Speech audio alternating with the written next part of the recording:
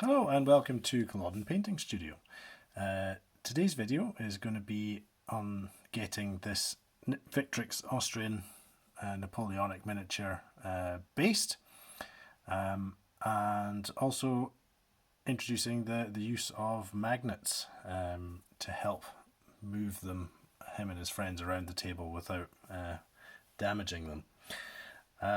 So a few steps involved. Try and break it down so it's quite straightforward. I have a 20mm square MDF base, 2mm thick. I get mine from warbases.co.uk. Very good service there, highly recommended. To magnetise, I'm going to use some adhesive backed magnetic strip. You can get this, I got this on eBay, but craft stores will have it.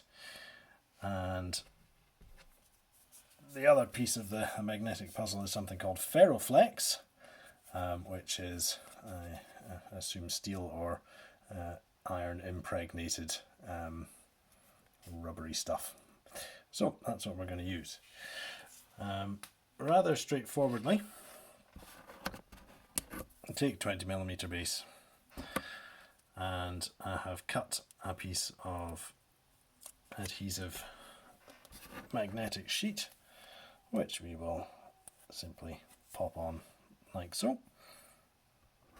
The other part of the puzzle here is the movement tray. So this one has space for 80 by 40mm in it. Based on 20mm squares gives you 8 figures in the movement tray, which is the perfect number for a line infantry group in sharp practice, which is probably what I will be playing. Oh, man down. So the ferroflex again is self-adhesive. We'll just peel off the layer.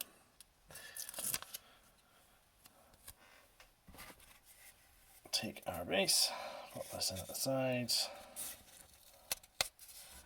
and stick it on down. Like so. You can tell that I didn't have a completely straight line when I cut that, never mind. And the base will stick on there just fine.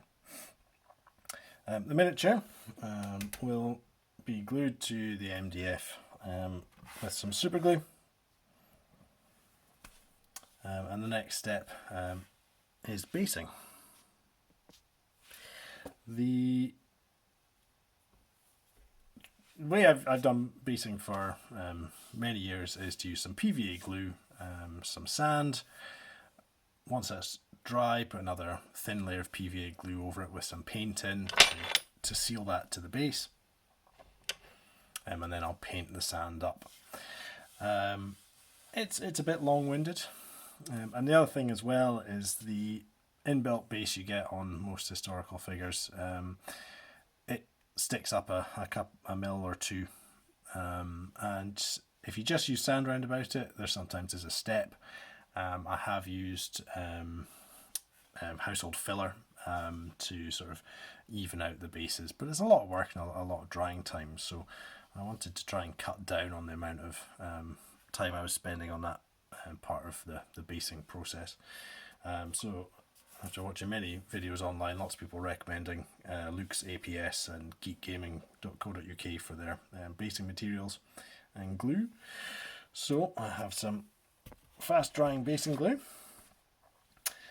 which already has been liberally applied to the base of that model there.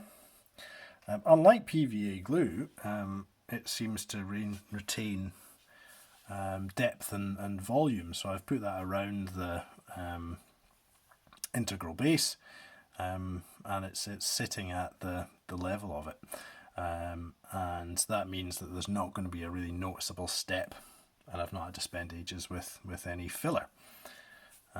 So there's plenty of different basing materials.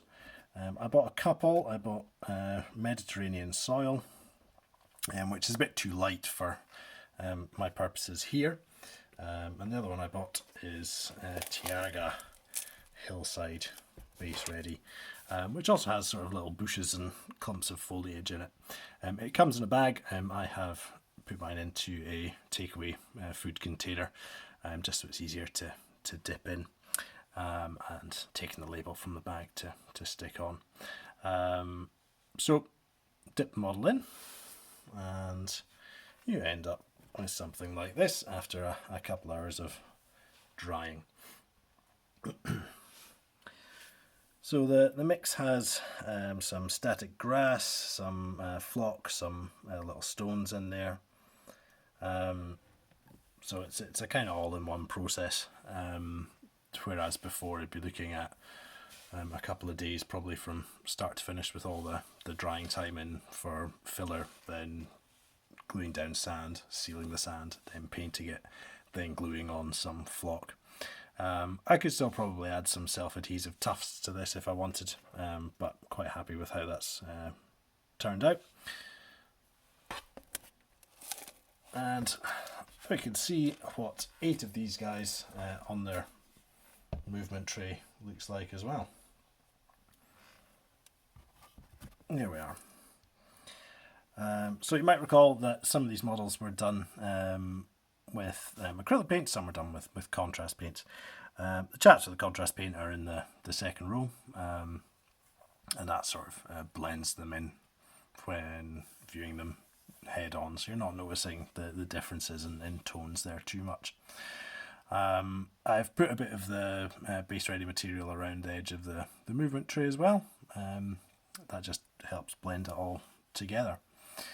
If there is one criticism of the choice of movement tray that I made, is that I went for a 2mm deep one with 2mm bases, and of course the layer of ferroflex sits about 1 millimeter in depth, so it does project the top of the individual bases over the top of the movement tray. That could be sorted out if I ordered 3mm deep movement trays, which are an option, but you live and learn. And just as proof that the magnets work even when you've got 8 guys there, we'll turn it all upside down. Perfect. There's lots of talks, really, lots of debates about whether you should multi-base or individually base, depending on the game system that you're doing.